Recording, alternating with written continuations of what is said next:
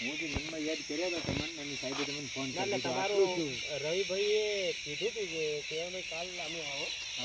બહાર જતા રમેશભાઈને લઈને થોડું ઓલું થોડું પહેલા દાડે થોડું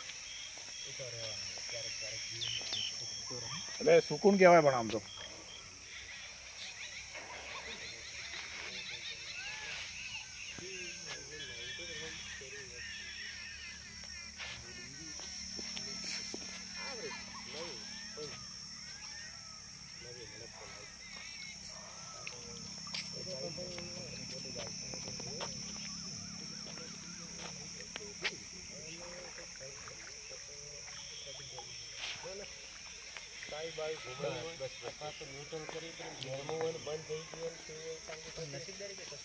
મને તો હામો મળે તો હું તો બાઇક લઈને બપોરે આવતો.